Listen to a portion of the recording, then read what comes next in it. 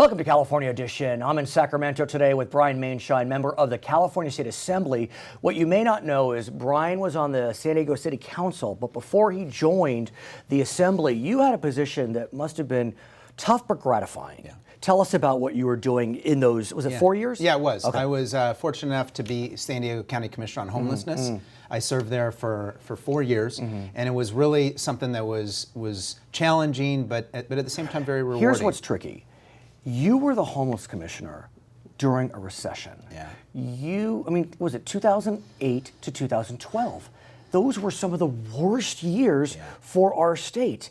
What were you seeing, sir, day in and day out in San Diego County, right on the border, with Mexico? This is, my hat's off to you. Yeah, thank you. I mean, it was something that really had a profound impact on me, both in terms of my professional career, but really personally, because this is an issue that really affects a broad spectrum of society. It breaks your heart to see what can happen, but the good news is you were able to take positive steps. You were able to initiate what was known as Project 25. You're hoping to bring it statewide, but tell us about what you did in San Diego for Project 25 and how you hope to replicate. Yeah, so what I was able to do in San Diego was I created this program called Project 25. We took the most expensive to taxpayers, chronically homeless individuals, people who've been homeless for a really long time, who were using a huge amount of services. We got them housing and services. They're still in housing to this day. But here's the challenge that I see. When you look at folks that are homeless, look, a lot of them are falling on hard times. A lot of them, though, they're resistant. They're resistant to services. And so in your tenure over those 4 years, what were you doing to help bring those folks in so they wouldn't ignore what you were trying to do, which I'm sure is terrific work? Yeah, it's hard because there's really a spectrum on homelessness. You kind of go from one end, which is the severely mentally ill, down to people who, like you say, kind of in a bad economy. They may have been a busboy, for example, or a bus girl at a restaurant that is, because people aren't going out to dinner as much because the economy is in such bad shape.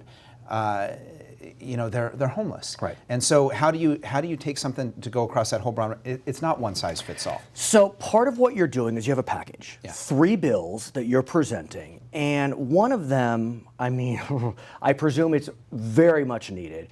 We all know what Section 8 is, or we may not, but Section 8 it's a voucher that allows homeless to go and get into a home. Normally they couldn't get in because they don't have the funds. But look, I live in Los Angeles. I know some folks that own properties, rental properties. They don't like Section 8 people. And if they could, they wouldn't welcome Section 8 as tenants. Can they do that today? Well, so here's the thing. What we want to take a look at is, look, if there's people who are, for whatever reason, they're not turning in their vouchers, they're being abusive to the property, they're being criminals, all these things, that's legitimate. That's legitimate to take a look at. Nobody should have to take somebody in who's damaging the property. I wouldn't support that. But having said that, somebody who just is only Section 8, they're doing everything else right, that seems flawed to discriminate against somebody solely on that basis. Clearly conduct something else. And right now, the law is silent on this issue?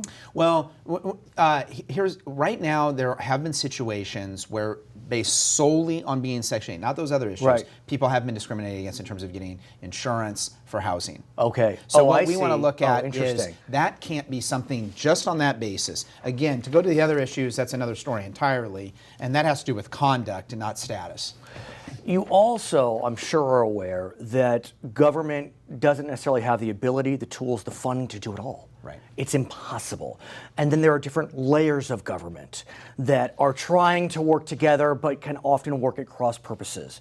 You're looking to see if there's a way to create, and we've seen these models outside of the homeless arena. I don't know if we've seen it in the homeless arena, what's known as joint power authorities.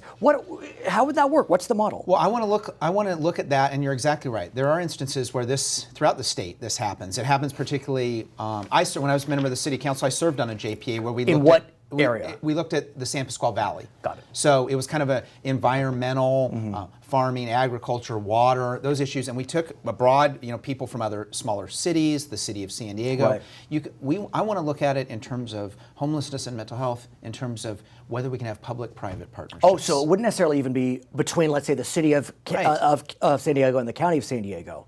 That could be part of it. We could certainly, and I think that's a good thing. Cities and counties should work together. But it's also taking, the United Ways of the world, nonprofits that are doing work. And by the way, what works in San Diego may not work in Bakersfield or Fresno or San Francisco. So why does the state need to get involved in this? I guess what I'm saying is, do you need to create a legal framework? Exactly. Okay. I don't want the state involved in that. I see what you're saying. I want the legal framework to exist so that localities can take an individualized approach. Again, what works in San Diego is not going to work in LA and San Francisco, and vice versa, nor should it have to. What we're saying is, what my bill is saying is, look, what works in these areas, maybe it's a rural area, maybe it's a highly populated area, maybe it's an urban area, maybe it's a downtown area, wherever it is, this is something that take the agencies that want to work on this, that have the tools and the ability to work on this, and let them partner, whereas now these are all a bunch of separate silos that either are working independently or just not cooperating. Let's have a little more cooperation. Let's give them the tools that they need in order to let them fashion their own solutions. At the same time, you mentioned that so often the partners are often those that are working with those with mental illness. Yeah. And it's crushing, it's devastating, but it's a reality. Another part of your package deals with mental health funding, and you're looking to create grant programs. Yeah. Where are we on that? I mean, there's a lot of discussion about mental health when there are tragedies with guns or whatever it may be. But, are we finally going to talk the talk and walk the walk on mental health funding? Well, there is funding out there available from the federal government. And so what I want to do is require the state to go after that funding, because there is that funding out there. There's huge needs for this. Why would we not go out? And why wouldn't we? Right. And there's up to probably about $2 billion in potential funding on this that counties could get, the state could get. And I think it's something that's critically important, because particularly among the chronically homeless, it's almost 100% of the time there's an accompanying mental illness. And dual diagnosis. I mean, illness, depression, anxiety, addiction, it's really crushing. It really is crushing. Now, you know as well, having been on the San Diego City Council, that there was a scheme, I shouldn't say scheme, there was a formula called redevelopment. Yeah. And redevelopment allowed cities to use what's known as tax increment to create programs to fight blight as well as to create affordable housing. Right. I don't want to get involved in a redevelopment debate, but we don't have redevelopment anymore. Right. We know that. And so oftentimes the affordable housing element includes supportive housing. And so cities don't necessarily have tools anymore to use those types of incentives.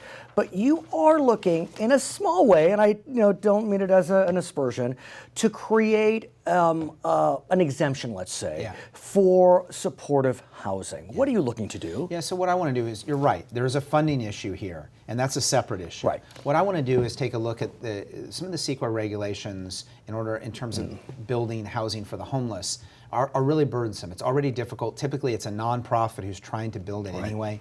And so they can't go through the level of hoops that they have to go through, all the the expertise you need that's somewhat arcane on this topic. So for those people who want to build housing for the homeless, build supportive housing, I think there should be a CEQA exemption. And I think this would allow cities, counties, nonprofits to get this sort of housing built and address a very, very serious problem. I'm sure you've heard that the only entities that tend to get exemptions are pro sports teams. Right. And so could this be seen as an exemption on the other side of the spectrum? Well, maybe. I guess what I would say, though, is if it's determined that a pro sports team should get a CEQA exemption, I think it's more than fair to say that somebody building housing for the homeless should get that same exemption. You're a member of the Republican caucus, which is in the minority party. I have a feeling a lot of your Democratic colleagues like a lot of these bills, but still, how do you get these to March? Yeah, I mean, you got to work. You got to work hard, and I intend to do that. I've been doing that since I got up here. I intend to keep doing it, and hopefully it'll all turn out well. His name is Maienschein. He's a member of the California State Assembly. My name is Brad Pomerance. It's California Edition.